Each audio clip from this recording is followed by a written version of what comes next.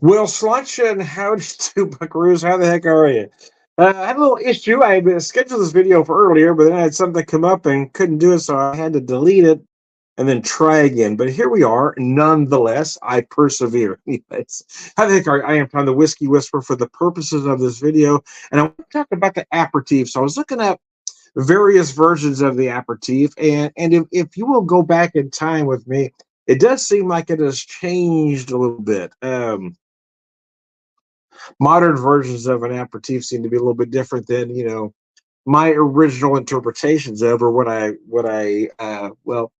experienced years ago, maybe I should say. So anyways, I digress. So I try to get some stuff figured out here. So anyway, I was looking at various because it used to be a highball was considered an aperitif, and it's not that it isn't, but it's specific highballs or certain highballs that use certain liquors can be considered an aperitif. But if you look up,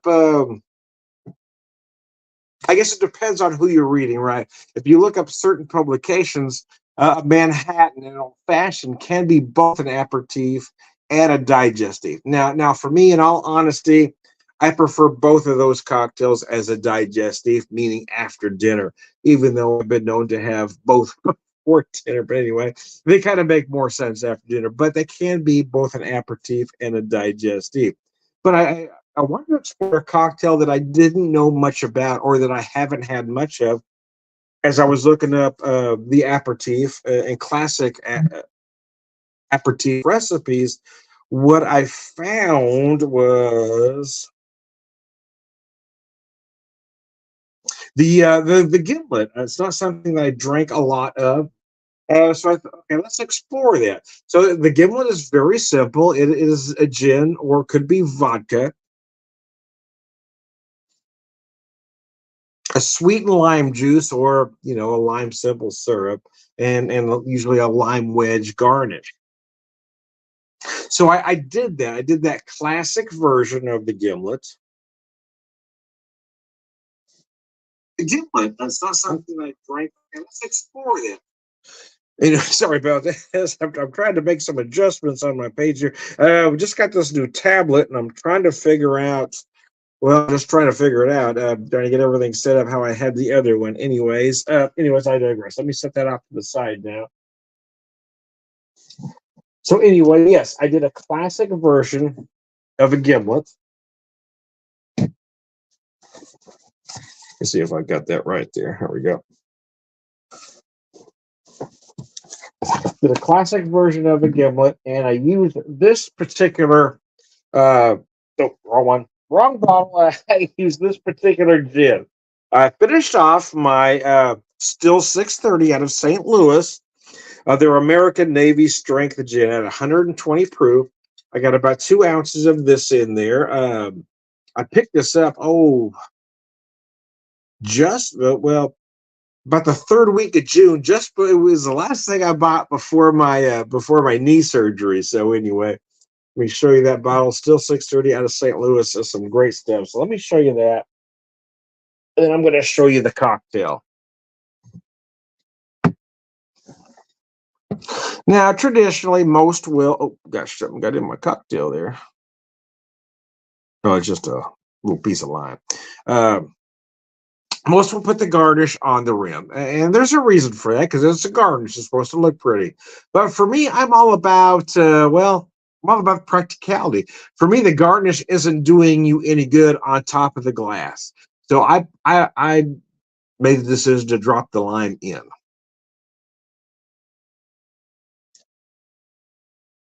Now, I will admit freely that most people would probably like this cocktail or aperitif sweeter than I do. I don't like anything as sweet as most recipes seem to.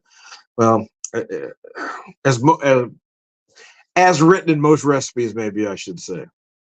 So I didn't use as much of the sweetened lime juice as the recipe called for.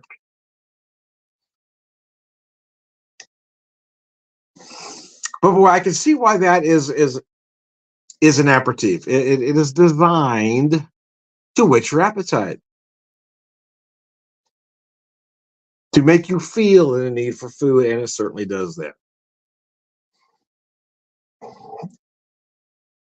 And I will be honest with you, I've kind of struggled with gin because I grew up a whiskey drinker. My dad hated gin, so I hated gin naturally. As any good child of the 60s and 70s did. You liked what your dad liked, you hated what your dad hated. But as I've grown older and grown taste buds of my own, yeah, I do prefer whiskey. But over the last few years, I've really tried to understand gin. If I wasn't going to like it, I wanted to understand it. And I have found a few over the years that I really like, this being one of them, that Navy Strength from Still 630. And I've got another one for the second cocktail I'll show you here, too.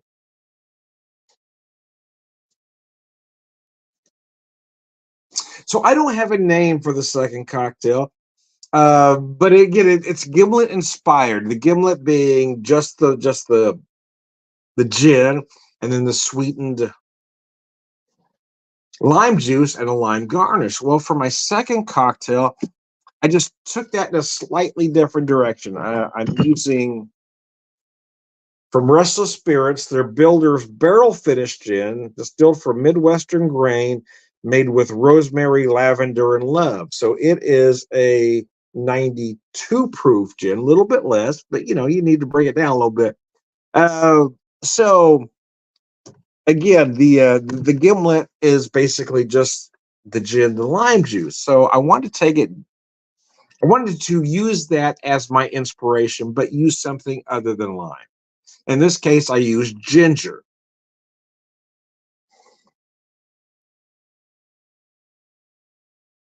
So I've got a sweetened ginger, simple syrup, if you will, a candied ginger garnish, and that vodka. But I'm going to finish this one first here.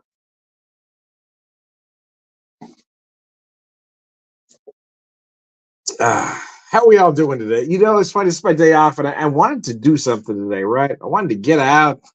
Had a few places in mind to go, and right up until it became time to go, and I just didn't want to go anywhere, man. I wanted to stay home. I didn't want to put shoes on. Who wants to put shoes on? I don't understand those people that stay dressed all the time. You get up, you get dressed, you go to work, you come home, and you stay dressed until you go to bed. I do not understand those people at all. It makes absolutely no sense to me. The second I get home, I walk in that door and I'm immediately taking my clothes off. I mean, I am naked by the time I get to the bedroom. I mean, the shoes come off first, everything. Well, okay, I'm not completely naked. I'm still in my shorts, but everything else is off, man. I don't understand those people that stay dressed all the time. I cannot make that make sense. I tell people kind of half jokingly, although I'm not sure it is a joke, that I have claustrophobic feet, right?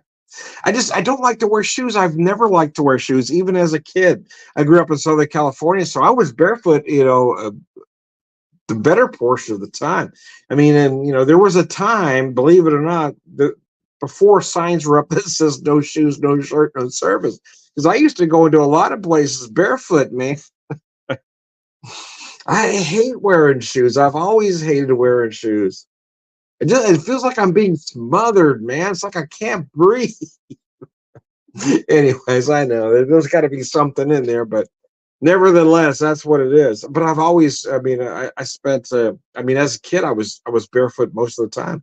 Even as a kid, as soon as I got home from school, the first thing that came off was my shoes, man. Those things had to go. I don't understand people that can wear shoes all day long that stay dressed after they come home from work and just take off their shoes when they're getting ready for bed. I do not understand those people at all. I cannot make that make sense to me. But anyway, hey, that's my own neuroses, I suppose. Back to the cocktail. And so I want to explore the aperitif. In past videos, I've talked about the aperitif and the digestif. But I want to really, but I've talked more about the digestif because I'm more of a bourbon drinker, right? And bourbon is a natural digestif. However, I wanted to kind of explore different aperitif options. And I wanted to start with something that, well, again, that I didn't know much about, that I haven't drank much of. Again, is the Gimlet. So I wanted to make one for myself. So they say sweet lime juice. They don't say simple syrup. They say sweet lime juice. It's kind of a potato kind of thing. But anyway, I will tell you that I used much less than the recipe called for. So that's going to be up to you how sweet you want this particular cocktail. For me, I've got it about perfect. If you want to leave the lime on the top to make it look pretty, hey, there's nothing wrong with that. I mean, again, when I make a Manhattan, I drop the cherry in the bottom. I don't have a pretty thing to lean it over the top, because to me the garnish is not helping you at all on top of the drink. Right? I'm all about functionality, and maybe it's my poor folk upbringing. Right? Nothing gets wasted. Yeah. Why put it on top? I get why bars do it. I really do, because it looks pretty. You do that.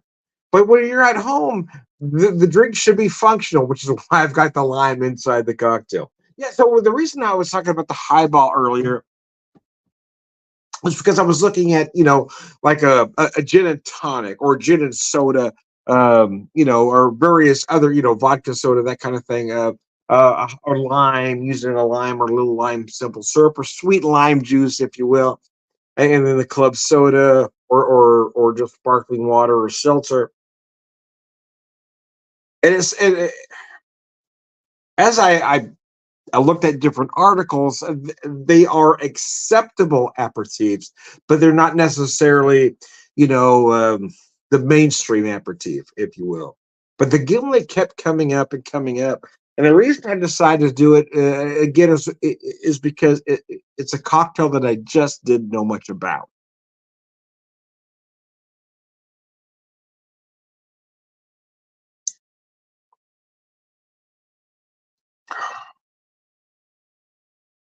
I will tell you though, having this one, having made my this is the first gimlet I've ever made. To be honest with you, having made this gimlet my way and not the way of the recipe book, I will tell you that I find it very enjoyable. I do. Again, it just seems like the amount of sweetness they want in that cocktail is too much for me personally. I can see why others like it though. I just don't like as much sugar in anything.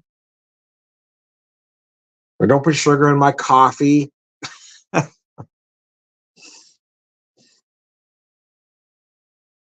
don't use. I drink unsweetened iced tea. I know that's a sacrilege for some. I just don't use as much sugar as most folks do. So when I make a cocktail that requires a simple syrup, like an old fashioned, again, I've been over this ad nauseum at this point. But the reason for many years I couldn't drink an old fashioned because it was just too sweet. And it was 2020 that I figured that I do like the old fashioned, just with a fraction of the sugar, right? When I can do the simple syrup my way, add it my way, I do like it. So it's the same with the Gimlet here. I do like this cocktail if I can do it exactly how I think it needs to be done. Will I order one out? The truth is probably not, because I know they're going to serve it to me sweeter than I like it. They're going to give me an 80 proof gin. They're going to put an ounce of simple syrup or sweetened lime in there, and it's just going to be too much for me.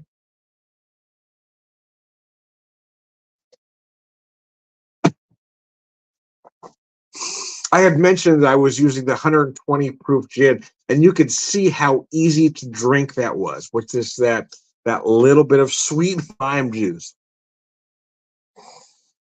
Okay, so I'm going to get past that particular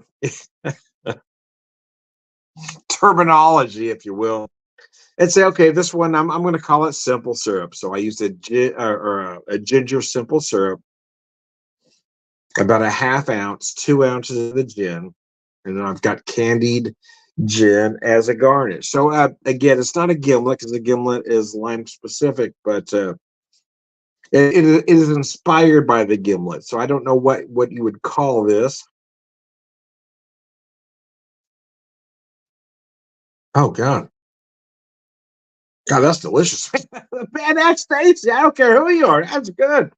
Oh wow, this one's going to be a keeper. Yeah, that's delicious, man. I got to be honest with you. I bought this candy ginger at Trader Joe's a few months back, and man, this stuff I've used it as a garnish in a lot of cocktails. I've changed up an old fashioned. I've even changed up a Manhattan to be able to use this candied ginger. It is perfect to make simple syrups with because it adds that ginger flavor, that little bit of citrus, that little bit of spice, and that little bit of sweetness because it's a candied ginger. And here in this Gimlet inspired cocktail, where I've got, I did 2 ounces of this Builder's Gin at 92 proof. I used a quarter ounce of my ginger simple syrup, and holy crap, in a basket, this shit is amazing. Because again, I feel the ginger spice, but not big. I feel that citrus, but not big, and a little bit of that sweetness. It just balances this gin out. Because I'm using it, I'm going to set this down for a second. Because I'm using a gin that has big flavor, right? I'm using a uh, made with rosemary, lavender, and love. So let me read you a little bit. This limited production gin is a labor of love from the lab of distiller Benet Shannon. Starting with her award-winning Builder's Botanical Gin, she rested it in uniquely seasoned barrels of her own American malt whiskey and blueberry pomegranate cider. So you've got, although you got all that work, and I put ginger on top of that. So holy crap in a basket! This cocktail is a keeper, man. Now, would I like this cocktail the same had I used the other gin? Had I swapped the gin in the cocktails? That I don't know, but I'm going to suspect yes. I'm going to suspect yes because I really like this. This is good, man.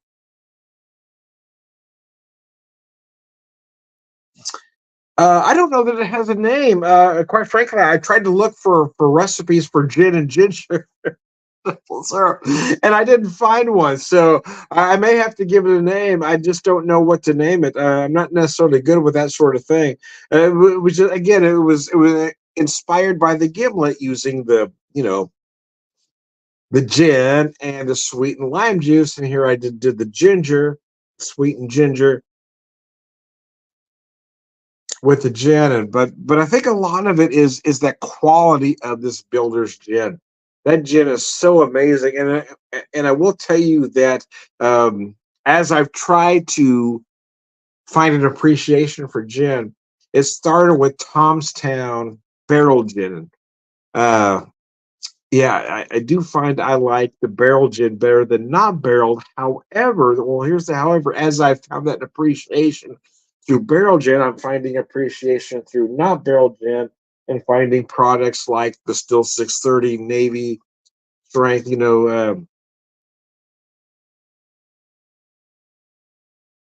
was kind of like a catalyst. It kind of got me to that place, right? Anyways, I digress. Anyways, anyways, I digress. Oh, this is absolutely gorgeous, man. Wow, I wish I had more of it. uh, we're gonna wrap this up. We're gonna wrap it up, man. The aperitif. I'm gonna take a break for dinner, but because I'm doing this aperitif, we're gonna do some digestive. And because I'm known for Manhattan and I'm known for doing it old fashioned, that's probably where I'm gonna go. Because I don't want to, don't want to get your hopes up that I might do something different or original. However, if I do a Manhattan or an old fashioned, it will be something a little bit different. But I am going to look up digestive recipes to see if there's something different that I can come up with the products I have available to me.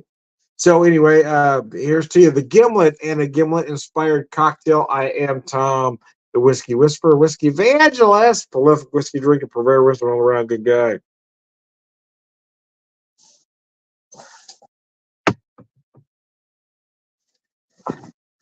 Sláinte. Have a good one.